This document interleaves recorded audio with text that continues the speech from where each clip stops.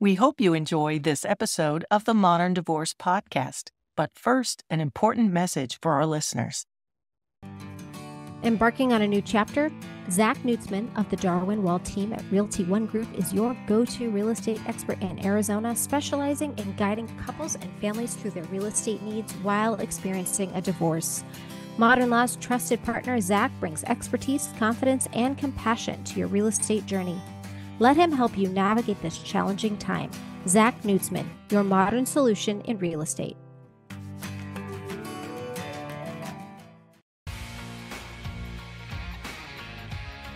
Welcome to another episode of the Modern Divorce Podcast. We've got another special edition candidate here with us today, a candidate for Maricopa County Attorney's Office, Gina Godbehere.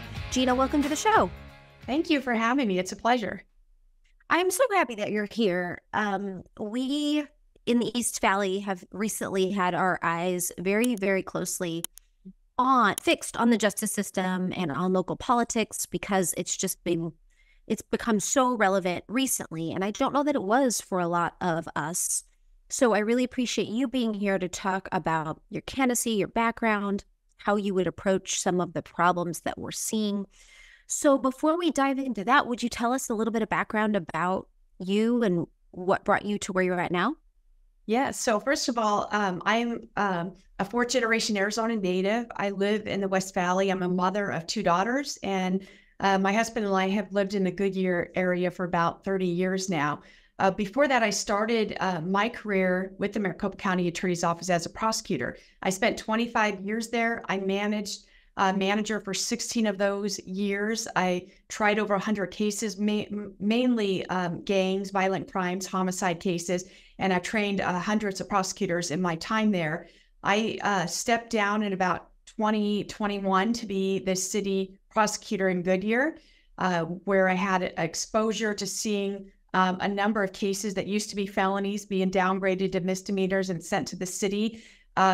After that pretty much inspired me to run for Maricopa County Attorney in 2022 at that point. But the Board of Supervisors appointed the current county attorney, my opponent, and I had a huge disadvantage of trying to compete against an opponent. But I stepped in the race because I felt we were not holding offenders accountable. I felt that we were not supporting law enforcement like we should. And that we had real issues we needed to deal with between our rise in homelessness, mental health issues, and our addiction. We had a drug problem, and this was back, especially in 2022, because we had violent crime spiking of people under the influence of drugs. So because of that, and I felt we had so many issues in our criminal justice system that needed to be addressed, I jumped in the race. I didn't win in 2022, but I came close in the primary. And then I became, the last year I spent in, I've been a crime victims' rights attorney. So I represent victims of crime. And I knew back then that we were not holding people accountable. We've gone soft on crime. We weren't supporting law enforcement. I had no idea that we were doing a disservice for crime victims. So that's kind of my background and what led me to jump back in the race, because my phone kept ringing for the last several months of people asking me to run, people who were just disheartened and disappointed in the criminal justice system. And not just, the Gilbert community that you've followed, but the Goodyear community with that Goodyear bicyclist case. I don't know if you know about that. That's been a real tragedy too. And so I heard from crime victims across the valley and law enforcement that it was time for me to step back in the race and try to make a difference. So taking a huge step back, I moved here from Oregon, and I had always heard that Arizona was super tough on crime, locked up. Everybody just put up a tent in the desert and put people in there. So was that impression wrong? When I started, I think that was troubling for me, because when I started in 96, we had a tough on crime. We were tough on crime under the Romney administration, and then the Thomas administration, the Montgomery administration. And in about 2020, things started to change concerningly. I was in the office at that time. It became more important to try to divert as many cases and send them to the city and downgrade cases. So you're right. When we were there, and that's where I'm looking at where we are right now. And if you have time, I'd love to go over this diversion policy that the county attorney uses that should concern everybody.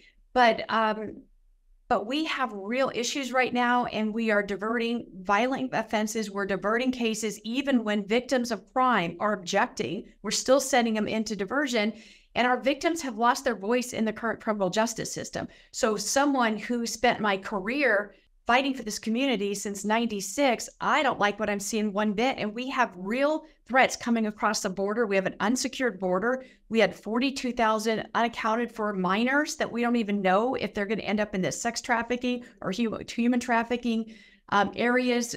We have gangs coming over from the South America that are committing all these burglaries. And we have territorial fights occurring in Maricopa County in our state right now, that it is concerning that we've gone soft on crime, and we have to reprioritize and start holding people accountable, or we're going to be in trouble. I think it's so hard. It's a hard thing to balance the concept of, putting a ton of people in jail and taking them out of the economy and taking them away from their families is generally not ideal. And so it makes sense that we as a society are thinking about making sure that we're locking people up who should be locked up for the right amount of time. And figuring that out has to be challenging. The answer can't just be anybody who commits a crime goes away for as long as possible, right? Yeah, but we usually only lock up people, and that's a great question. But your very first time, unless it's a violent crime, everybody gets probation. Your second time is, instead of maybe not stipulating to probation, but it's a no agreements where judges usually give you probation. You're not usually looking at any prison time till at least your third felony. That's the reality of the situation. And sometimes it's even gotten worse, that it's more than your third felony. Unless it's a gun or a violent crime like a home invasion, shooting, obviously, then you're probably going to jail for your very first time. But there's also a misconception that we're locking up drug users. In 1996, Arizona actually passed a law to get treatment first. We've been a treatment first state since 1996, which means your first and second time, at one time, you couldn't even get jail. It was just probation and treatment. It's been changed over the years, because what we've learned is if you don't have that carrot and stick approach and you just tell people you have to come in, they come in. I swear I used to do these courts. And it's funny because I think sometimes they were under the influence when they walked in, and they were told by their attorney, you can reject probation now and walk away, or you can go on probation to get treatment. What do you think they said? Reject probation and walked away. And so then they had to actually go and say, well, if you reject probation, then you could get jail. So we had to evolve and learn over the past 20 some years, but if you talk to people, they're still going to tell you that somebody's being locked up for drug offenses. That's just not happening. Maybe if they have like a drive-by shooting and a drug offense, and they're rejecting probation on the drug offense and they're going to prison on both, then it could look like maybe they're in prison on a drug offense. But typically that will never happen just with drugs. And the only time that I can ever see, and this might be a little into the weeds, I tend to get in the weeds sometimes, so apologize, but maybe if somebody served all their time, then they just have like time served. They'll go to prison for time served and they walk out the next day. That's about the only time that anybody's ever going to prison on your first couple drug offenses. It's just not happening. That's all very interesting and kind of high level. And I appreciate you taking the time to go through that with me, and your background and why you're running. So I live in Gilbert and have been watching very closely the handling of the Preston Lord murder and the Gilbert Goons cases. Are those cases that you're familiar with? Yes, I've been following them as well over the last couple months, and I'm just very sad for the whole community, and I know the family who are just waiting to have answers. So my heart does go out to all of them. Yeah, it's been crazy to watch so closely, because you live in the justice system, and so you see it from the moment it gets on your desk. But in this particular case, we're seeing the crime on video, then we're seeing when the police get involved and how they get involved, and then we're seeing what the Maricopa County Attorney's Office does with those crimes. And in what we've seen, there have been a ton of crimes that weren't really investigated by police. Arrests weren't made. And recently, there were arrests made on old crimes. Charges were submitted, and Maricopa County Attorney's Office declined to press charges. And it's troubling. It's troubling to watch, a victim say this person did it, and here's all this evidence. Here's the social media, here's the police report, here's this guy in a video, and have Maricopa County Attorney's Office say, we're not going to prosecute it. Like, why would that happen? I can't get into the details of that because I don't know all the facts. But I can sense the frustration. And the only thing I could tell you is because I live in Goodyear, and I'm going to take a moment and tell you about the Goodyear case because they're feeling the exact same thing that Gilbert's feeling right now. In that Goodyear bicyclist case, it was one of the largest bicycling accidents in our state. There were 19 people almost a year ago. Last Sunday, were driving down the road 2 by 2 by 2, and the defendant in his car drove over him, rolled over 19, killing 2, and he tried to claim that his steering froze, but the car's been looked at multiple times from multiple individuals, and they can't see anything wrong with the car. He had marijuana in his system, but he tried to claim it was from the night before, not then, so we didn't have that legal limit. And the troubling thing was he didn't brake. And so felony charges were turned down. They were turned down and sent to the city as misdemeanors. And I think it shocked everybody involved. Of how can you say that's not at least negligent of what happened? And Right. And the families, the people that are injured, the families, they're devastated. They're devastated and they don't understand it. So I don't know. I can't explain some of the decisions that are being made. I can't explain some of the policies that are being made. And some of these voices of these victims are the reason that I answered, because people are mad, they're upset, and they've lost confidence in the county attorney's office. I think it's just there's just not enough communication to make it make sense. And that I'm not just talking about even the county attorney level, like the whole thing, just watching these things happen, determining who is investigating crimes and when and how they get charged and what plea agreements get made. It just doesn't make sense to the public. And I think the public wants to understand. So you and Rachel Mitchell are both Republicans, right? Yes. Do you have certain identifiable political differences in your positions? I think the biggest difference is that there would be a lot. We're both career prosecutors. We both care about the community and public safety. We both represented victims. The difference between Rachel and myself is I believe that we have to be a lot stronger in enforcing the law. And maybe because I have a background with violent crimes, homicides, shootings. So when I saw things like the Charles Ryan case, where I don't know if you're aware of that, where my opponents said on TV that we took an account that he drank all of that tequila, but voluntary intoxication is not a defense. And in most cases, let's give some people some background on this, because I do think that it's a great example. It's something that we should talk about. So what is the Charles Ryan example? So the Charles Ryan, it was an individual who used to be the director of the prisons. He was drinking, fired his gun in his house, police were called, and there was a standoff with police. And according to the victim officers in their victim impact statement that they wrote to the court, he pointed the gun at them for 15 seconds.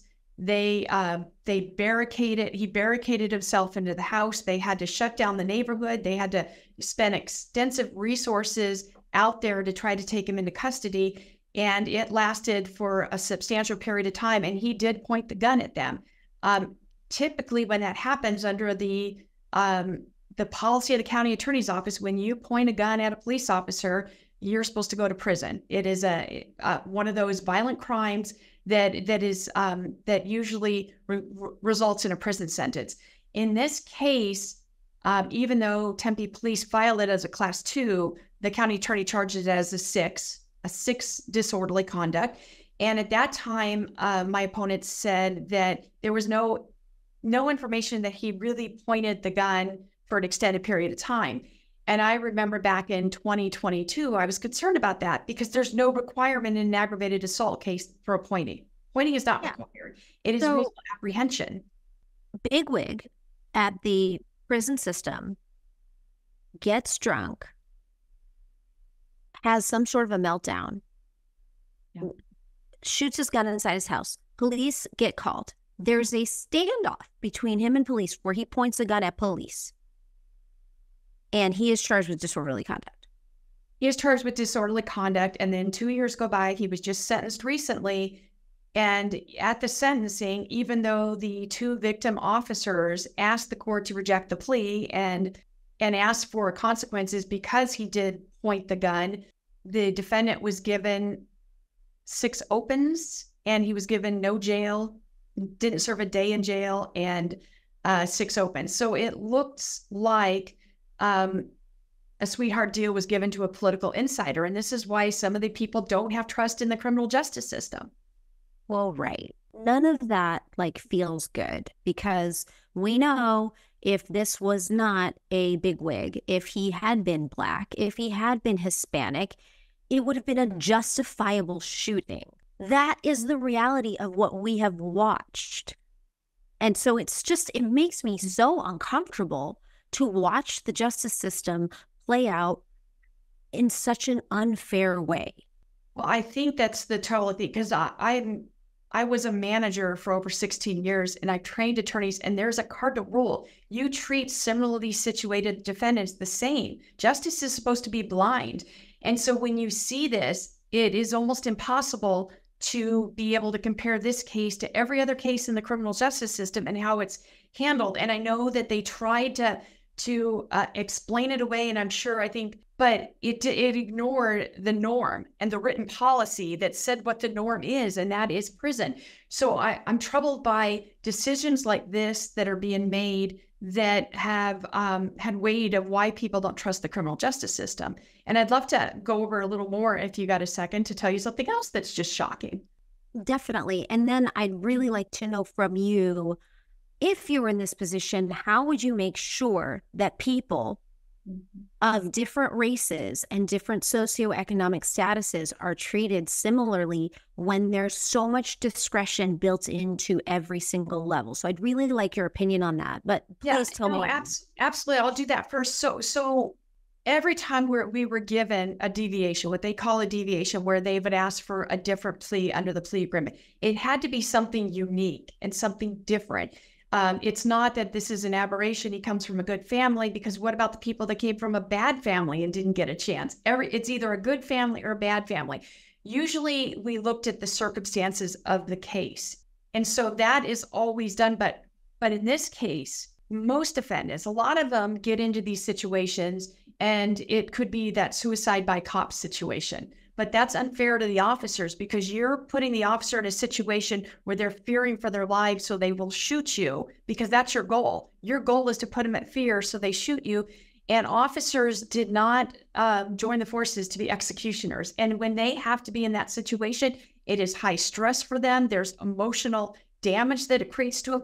And it's not fair to those officers to be put in that situation. So we've always had to weigh that. So typically, maybe we didn't give them the same plea as if you shot at a police officer. We did acknowledge the fact that maybe you had mental illnesses and that led to it. So we would give you something less. But to give you disorderly conduct with an open and not any jail, that's concerning. And now and then you have to worry about the ripple effect. So now what are you going to do to all these other defendants who are now submitting deviations saying, well, I was drinking that night, I was on drugs that night, are you going to give me a break? And if you are, that should concern everybody in the public, because most of the people that commit violent crimes are under the influence of either drugs or alcohol. A large number of them are.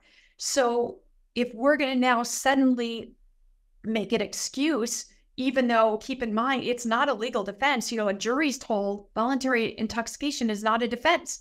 But now this county attorney, my opponent, is saying she's going to use it as a defense for charging. That's frightening of what is going to happen going forward with all this violence we are facing in the community that's increasing if you look at the news. Right. I agree with you. But if you were in this position, how would you make sure that people are treated fairly and that there are not disparate treatment of people based on their socioeconomic status and their race? I think you impose your written plea offers. There was a written plea offer in this case that that the county attorney went from a class 2 to we charge it as a 6, and now we're going to no jail, 6 open. This was a major deviation that was done at the highest office. I would never have done that. Okay, let me break this down a little bit. So it was initially charged by the county attorney as a class 2 felony. Is that correct? It was submitted to the police department as a class 2 and then charged as a 6. Submitted by the police to the county attorney? Yes. Okay. And then there was a plea agreement under that charging, under the class 2 felony? Under the class 6 disorderly. But how did it go from the 2 to the 6? Well, that was a decision by the county attorney to file it as the 6, not the 2. Oh, so the court said, hey, I think this qualifies as the class 2. And then the county attorney got it and they said, I don't think so. I think we're going to charge it as a class 6. And then under those guidelines, it allowed for a plea deal. Yeah. And so as a class 2 dangerous, a presumptive is 10.5 to 21 flat. Got dropped to a 6. Presumptive still is prison because there was a gun involved. Presumptive 2.25. So that is even under a disorderly. That's the presumptive sentence. And it could have been mitigated to 1.5 years. Instead, it was done as a non-dangerous probation, no jail. This seems to make a lot of sense. So there was another case where Adam Zodrove hit a kid randomly, Kevin Durkin, at Desert Ridge In-N-Out, and Kevin Durkin lost 7 teeth. Adam Zodrove led to something that didn't involve these brass knuckles as a deadly weapon and got 6 months in prison. So, and then this came up in the brass knuckles discussion. Well, we don't need a brass knuckles ban because it's already a deadly weapon. But if they're not being charged, if the charges are being lessered, if the prosecutors are ignoring these aggravating factors, how does that provide any accountability? Well, I would agree. The brass knuckles are a dangerous instrument, and anything could be a dangerous system. A bat, knuckles, it's the manner in which it's used. Could be a dangerous instrument. Steel-toed boots, I've seen that where they kick them and they're steel-toed boots. We've used those as dangerous instruments. But it is the discretion of the prosecutor to file that as a weapon, and that changes the nature of the charges. And that goes back to what we were saying. Unfortunately, we have taken this shift, and now we make it. It's almost a society. We've gone to an society of excuses. We're not holding people accountable, and and so if you choose to give them a break because they were drinking or because some other one. And you give them not just a little break because maybe you have a mental health or maybe you're taking other things into consideration. This was a drastic one. And I think that's why you had the defense bar and so many people complaining and concerning because it looks like it was special treatment for a political insider. Absolutely. So when prosecutors have their discretion, how much of that actually gets to the county attorney? Well, because the county attorney sets the policies, if they're within policy, it doesn't have to go up to the county attorney. Usually it could be at a bureau level or a division level, depending on how, like a plea to the lead or a shooting case would have to be a higher level than maybe, than I don't know, a burglary case that you're pleading down or something. But the county attorney in this case, my opponent, she did say this was her call, and she did make the call and agree with that call. And that call is what is just troubling because now we're going to have the ripple effect. It's not this case. It's going to be the cases that come, and potentially for the next, hopefully for only a year. And I could put a stop to that of how many cases that we're going to be giving this lenient treatment to. And I want to just, if I may, talk about the same pattern of going soft on crime. if you look under the county attorney's diversion policies, August 3rd, 2023, it outlines everything that they're doing for diversion. And this should trouble every single person. It's not my word. You don't have to take my word for it. You could take the county attorney's own word of my opponent, and it's showing that our system is infected. And right now we've gone soft on crime. Diversions are being offered for burglaries, theft, robberies, assaults, unlawful flights, not just drug offenses, resisting arrest. And I want to take a moment with an unlawful flight, because that's, if you think of this unlawful flight, this is something that's kind of a so concerning of mine. In an unlawful flight situation, people used to flee the police because they don't want a ticket. They don't want to stop. Maybe they're committing a crime and they're fleeing a shoplifting or another offense. Police used to be able to, 25 years ago, pursue them. But we know what happened. If you see any TV or anything, when you flee, these people don't want to stop. They're fleeing maybe a felon, or they have other reason to flee. They disregard the safety of the other drivers on the road. They run stop signs. They run lights. They flee. And every year across, it used to be interstate, somebody would die during a flight. And then the city would get sued. And then they questioned the police of why they pursued them. And what happened was all of the police departments put in policies to stop pursuing.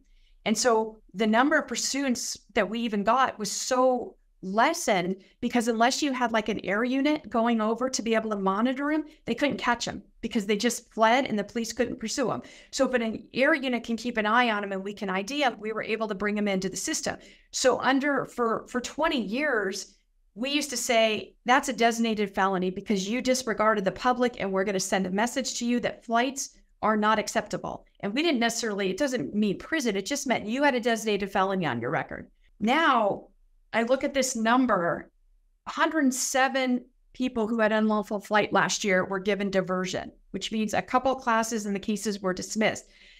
So that tells me all the people who could flee, most of them could get away with it because the police can't follow. And then if the few that were actually caught, now you're going to give them diversion and have no consequence on the record. I don't know how we've gone this far, but it's frightening. It's frightening to me. It should be frightening to every citizen out there. If we want to make sure that we keep our state, I'm a fourth-generation native. I am worried about how homelessness is getting worse, crime is getting worse, and with these borders coming over, we better change course or we're in trouble. And that's just one of the reasons. This diversion policy tells you that we're messed up in our priorities.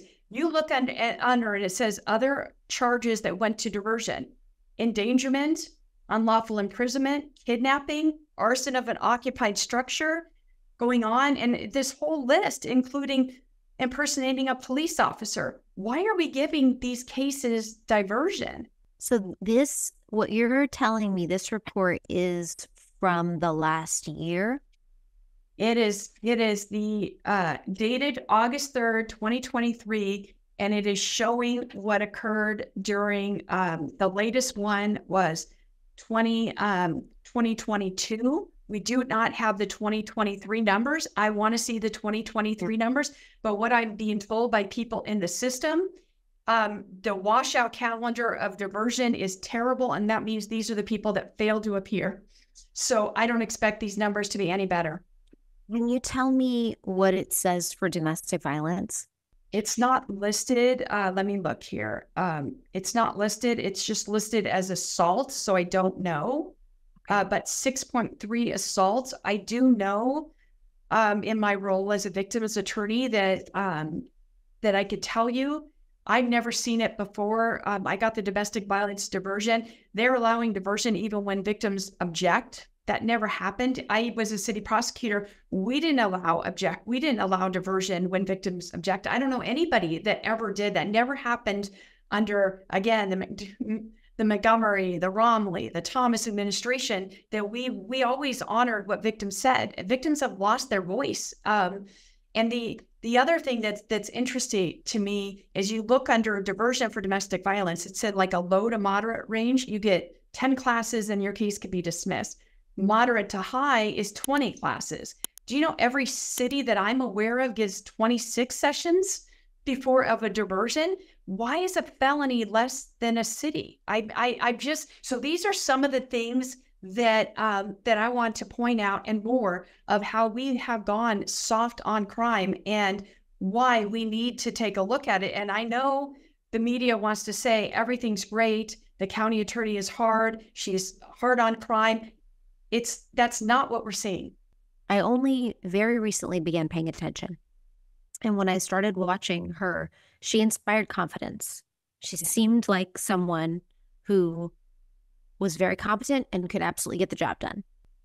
Watching things a little closer, it just seems like something's seriously off.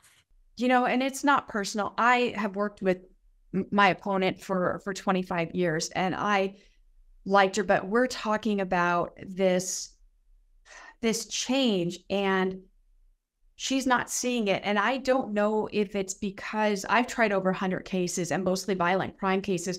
When I see someone go up there telling me you have to point to have an aggravated assault, immediately I become concerned. When I see some of these decisions that they're downgrading and offering diversion for, I have a history of these cases. It troubles me and bothers me because these cases can be just as impactful to the victims of some of the other cases.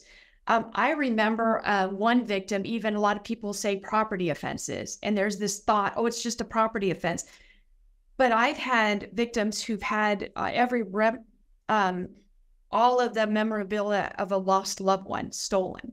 That's not just a property offense that they just forget that easy. I've seen juveniles go into a house and party and destroy every item in a house, every item from every tile to just terrible devastation in a house. And the families there, I remember that victim said, these are the reasons we have locks on our doors and distrust in our hearts. These cases matter too. And there's just this thought now that so many victims are forgotten in our criminal justice system. And that's sad. We have to rebalance, and we have to return the voice to crime victims. What are your thoughts on the juvenile justice system? The juvenile justice system, I was a bureau chief and an attorney in the juvenile justice system. It has a role to rehabilitate, to try to help them, to give them the treatment and needs they have so they don't reoffend and end in the adult system. I think it's a good plan. Unfortunately, it's a great example I want to say on the side where we have to remember our criminal justice system is not just rehabilitation, it's also deterrence, it's also incapacitation, and it is punishment too. It has to be all of it. In the juvenile system, though, the primary goal is rehabilitation. Unfortunately, it doesn't always work because people commit more crime and end up in the adult system, which I tell people when they want to just focus on rehabilitation, it doesn't always work. If it worked, it would be perfect in the juvenile system and we'd never see them again. That doesn't unfortunately happen, especially some of our youth who have come from difficult families, have substance abuse or drug addiction, end up usually committing violent crimes and end up in the adult system. In fact, as a homicide attorney, I can't tell you a large percentage of my cases were committed, violent cases were committed by juvenile offenders. Wow. That's terrible. Yeah. How much does this position pay? I don't even know. I have no idea. Maybe it's 100. I don't even know. I would be guessing. That tells you I'm not in it because I have no idea. I'm in it because if you know the train is broken, and I've seen it, I've been somebody in the trenches from the very beginning trying to create programs and highlight issues and fix them. I was on the team in 1996 that started the very first juvenile drug court. I started the juvenile transfer offender program to deal with the juveniles that end up in the adult system many years later. That's still in existence today. So there's so many programs and things that I've started that one of the things that troubled me being in the trenches and seeing it is that we have all these issues in our criminal justice system that we could do better. We are triaging a problem, and with homeless and mental health and access to treatment, we had real issues. And I think it's been 4 years. And I'd ask you this, do you think the homeless population, everything's getting worse? It's not getting better. But yet we continue to do things the same way that we have for 20 years, except for apparently making things easier on diversion. When you keep doing things the same way and you don't ever, and you're so worried if the train's running on time, you don't take a step back to even ask if we're heading in the right direction. And that's what frustrated me, because I see it. I knew we had issues. I knew we needed to fix it. And back when I left the county, and this would have been 2020, it was a dangerous precedence, because my bureau was called in and they said, you're charging too many cases. You need to send more cases to the city. And I remember asking them at that point, what are you talking about? We're winning our cases. We're getting good pleas. There's no issues with our cases. I didn't know that this charging standard was reasonable likelihood of conviction unless you met a quota, some unknown quota. I can't tell my attorneys that. And I think that was the reason I stepped down and moved to homicide by last year. I thought, you know what? I think it's time for me to step out of management, move to homicide. And I was going to finish my career there and retire until the city of Goodyear called me and brought me over. Because we were going in this bad direction and nobody was listening. And sometimes when you're doing that, you have a choice. Then I moved over to Goodyear and I saw the ramifications of this. Serious cases that used to be felonies, downgraded to misdemeanors, ending up in our cities. Do you know almost every city doesn't have supervised probation? So when you downgrade felonies to misdemeanors, you send them to cities, they're not equipped for that. If a person can pay for supervised probation, but if you are living on the street or you don't have money, but how are you going to pay some program, some third party to supervise? You don't. And there is no supervised for most cities. So these people are unmonitored in our community. So I started seeing these problems, and it's what inspired me to step up, because we are in trouble in our state and we have to fix this. And now I'm looking at this diversion, and it's everything that I was seeing coming to light even worse. And if we don't change course now, and especially with all these threats with migrant crime coming over, it is progressively getting worse. And there were a lot of people that told me, let Rachel Mitchell finish out her term. And maybe if it was 2 years, I would have stepped back. But when the phone kept ringing and I kept hearing story after story from law enforcement, from victims, from our communities, I can't step back, because 4 years is too much. I can't tell victims in 4 years, maybe we'll all run and we'll try to make it better. We have to make it better and change course now. And what you're seeing, like in your community in Gilbert, there are things we could have been doing proactive that would have helped. And we didn't do that. And I think there's been a lack of leadership, because the county attorney's office should have been there from the beginning in your community. We used to do things like that. We're not doing them now. What do you mean? What could or should the county attorney have done? So back under the Montgomery administration, we had what was called community-based prosecutions. We worked very closely with law enforcement, neighborhood associations, with the communities, and we knew when there were issues coming up. And when there were issues coming up, we were proactive, not reactive. So I'll give you one example that came to my mind. We had a community with a number of individuals who were Burmese victims, and they were being targeted by gangs from South Phoenix and other areas, going in there and attacking them. But these people in this community didn't want to call the police because they were scared.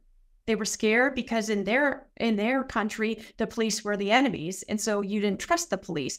So when we knew this was happening, we were there at the very beginning, working with the neighborhood groups, working with the community nonprofits, working with the apartment managers, working with law enforcement to identify the issues of why they were resistant to come forward, to try to build trust, to try to encourage people to cooperate with police and provide information.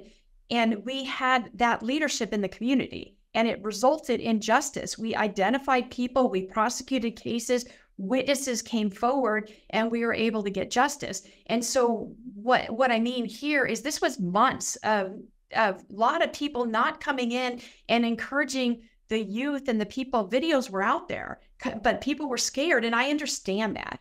I understand that because we come from a society where we've told people to mind the kids, specifically to mind your own business, not to be a tattletale. Snitches get stitches. So for parents being surprised, they shouldn't be, because kids typically don't want to come forward. They don't want to come forward to parents. I run a nonprofit on the side that we started after there was a murder-suicide at a local high school. And one of the reasons was, in every school shooting across the country, there's warning signs on social media, and the kids didn't say anything. And it's not the parents that are going to know, it's their classmates that are going to know there's a problem before any parent. So we have to inspire our youth to speak up. We have to know the power of a bystander. The bystanders can stop bullying if they just knew their voice mattered. And so I say all that because a lot of that could have been addressed in the very beginning, and encouraging and being out there and letting all of our youth know how much power they have to come forward, and that being afraid is understandable. Every witness is afraid. That's why we have silent witness. And that's why we ask people all the time to come forward, from adults on down. This has been going on for generations, but we have to work together to counter that. I have a couple other questions. Yeah. You've mentioned homelessness and you've mentioned the border. Yeah. What role does the county attorney have in addressing those types of crises? That's a great question. I'll start with homelessness. Number one, obviously, homelessness is not something the county attorney will prosecute for somebody for being homeless. But typically, when you are homeless, if you're shoplifting to support a drug habit, to be able to live, that is a crime, and that's where you're impacting the community. And we have the ability to prosecute those offenses. And a lot of people mistake something. Since I told you, in my nonprofit world, and in the fact that I started the very first juvenile drug court, I've been involved in addiction and substance abuse from the very beginning. And what I've noticed is we went from lock people up to, okay, we'll give them treatment first. We won't lock them up. Now it's the opposite. We're not locking anybody up at all. And they could have 8 and 9 priors, and it's a drug offense. We're just releasing them, and we're hoping that they'll get treatment. If somebody's on the street with no transportation, that's not going to happen. Right. So we have to, again, have that balanced approach to justice, and we're not doing it because we're afraid. I'm not afraid. Sometimes jail and prison will save somebody's lives. And you know how I know that? Because I've worked with enough recovering addicts who will tell me the Alpha program under old Sheriff Joe actually saved their life. And I had parents of addicted loved ones. If you've talked to them, they would tell you they were scared to death. Their loved one was on the street, and the police were going to knock on the door, and they were dead. They were going to tell them they overdosed and died.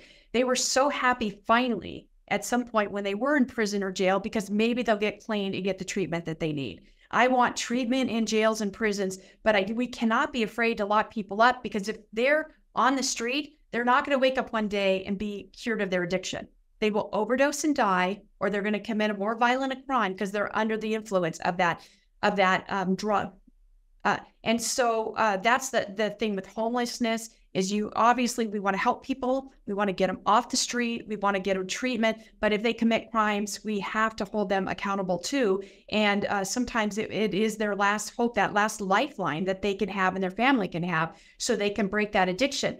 When you see somebody who's pregnant and throws away a baby in a trash can because they're so under the influence of drugs, they're not thinking clearly. Those same people aren't accepting the help to go to a shelter sometimes because they're not thinking clearly. They don't want to lose their drugs.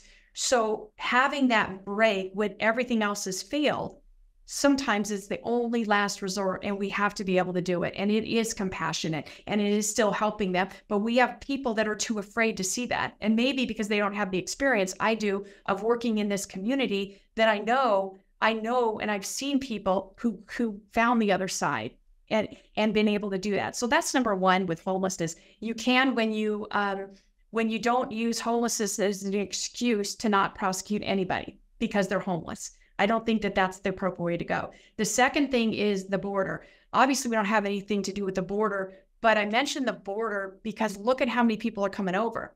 And we don't know who they are. We don't know their date of birth. We don't know their intentions.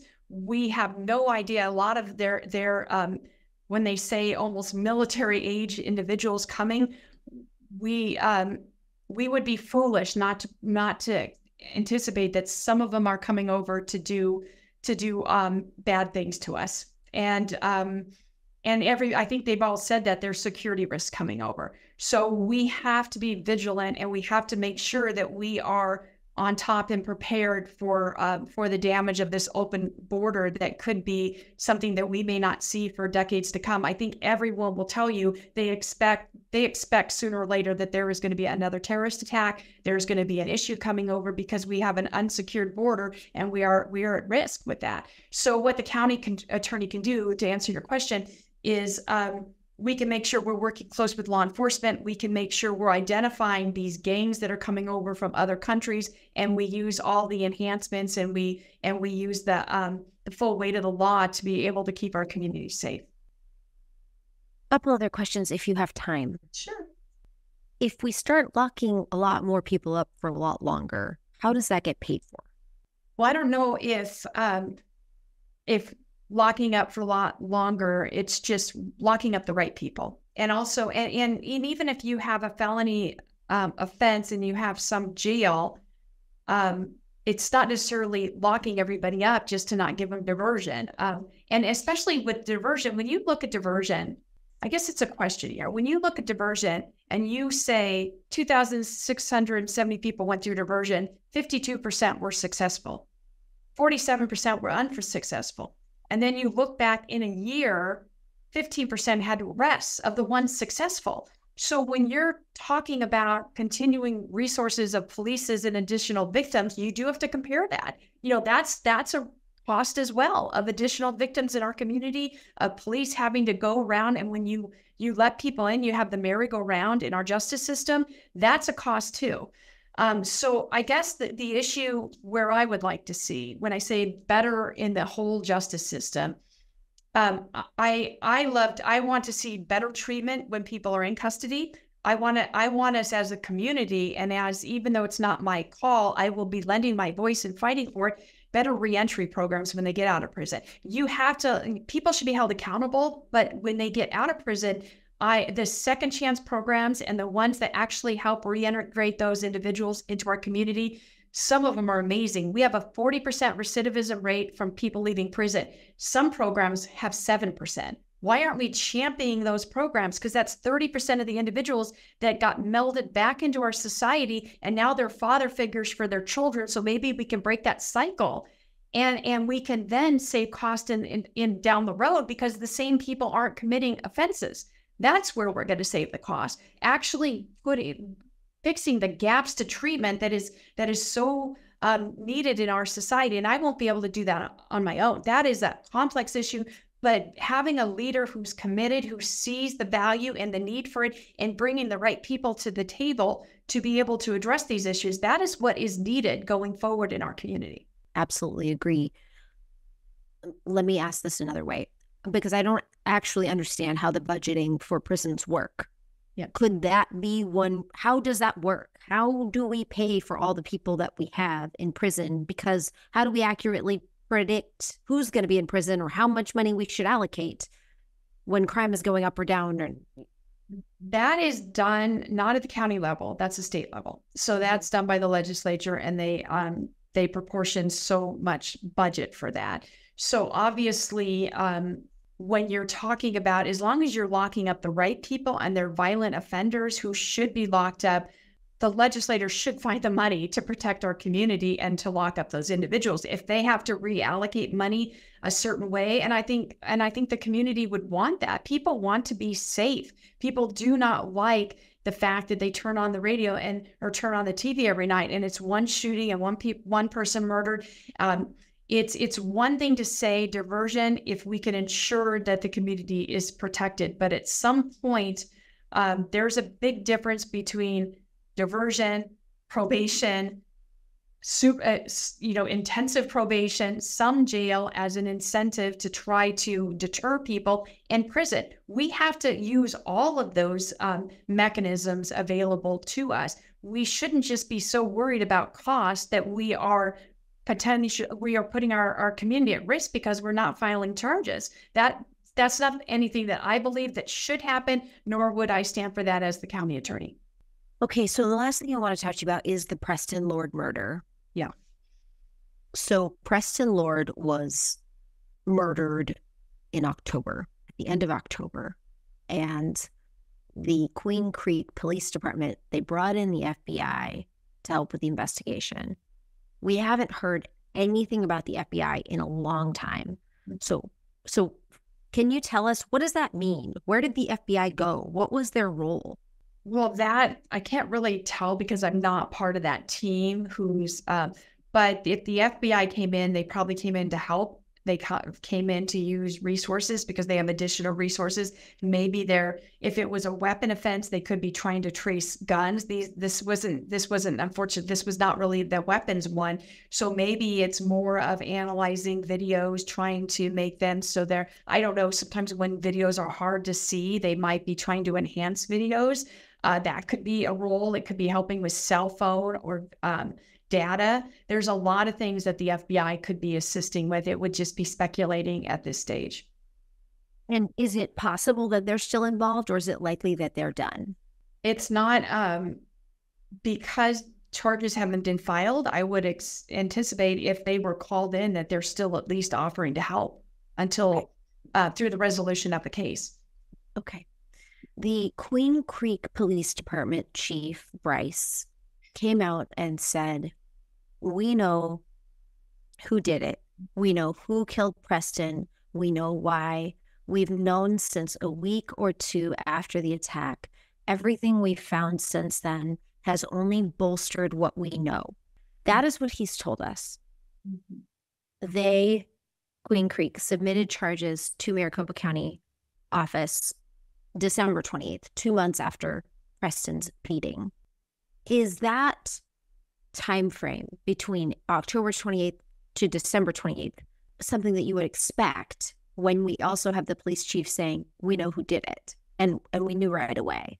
That is hard to say. If they had probable cause to arrest, the question would be, did they have probable cause? They might have had a belief, but it really is, in order for you to make an arrest, you had to have probable cause. And in order for the county attorney to file charges, the standard is reasonable likelihood of conviction.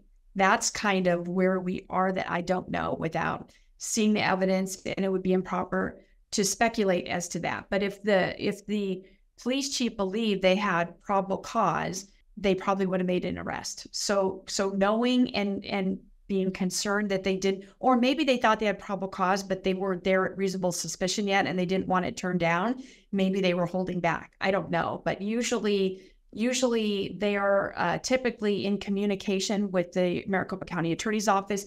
A prosecuting attorney from the homicide division goes out to every scene, and they usually work together as they build the case.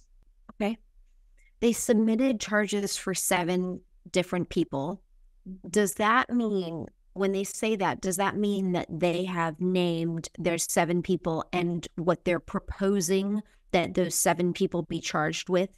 That would be the submittal. If they submitted on 7 people, they would have, like we talked about with that Charles Ryan case, when they submitted on the class 2, they would say what they're asking the county attorney to consider, and then they would ask, and they would outline the individuals, and they should be breaking down of who did what to that, to show not just who committed the homicide, but the accomplice, or what role, if any. Maybe they were they an accomplice? Did they hide evidence after the fact? Those are things that hindering prosecution. Those are the things that the charging attorney would be considering. Will we, the public, ever know what Queen Creek proposed with those 7 submittals? That would be on the Form 4. So typically a Form 4 is public record if there's an arrest with a Form 4. So somebody should be able to pull that up as the Form 4. Is it public now, or would it be public later? I think it was public when they were arrested. I believe the Form 4 usually is. But have you checked at all the county docket to see? But I believe that is, because usually when media gets it, it's a Form 4. And because we don't have names, we don't know who they are. We don't know anything. Media doesn't know. If they're juveniles, you wouldn't know. And Form 4s only come in if there's an arrest. If there's not an arrest, because there's a basket case, then you wouldn't know at this stage. So if they were arrested, you would know, because it would be a Form 4 at the IA court. So because it's early on, you would not know. Now, once charges get filed, the victim should know, and a victim has a right to request under statute and pursuant to their Victims' Bill of Rights, they have a right to request a copy of the police report. So they would be able to see that. It'll be on the police report? Who they submitted charges for will be on the police report? Yes. Okay. Rachel Mitchell has told us repeatedly charges are coming soon. The last time she said that was February 20th. What does that mean?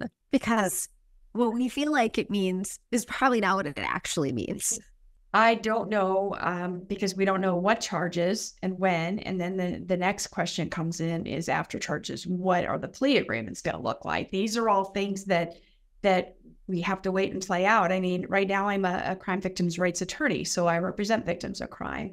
And that's something that's frustrating to them because victims don't have a say in what charges are filed. They don't have a say in what plea offer is made. They can object if they don't like a plea offer, but that doesn't mean anything's going to change on it. So at this point, the community is kind of where a victim is. They're waiting to hear what is going to be done.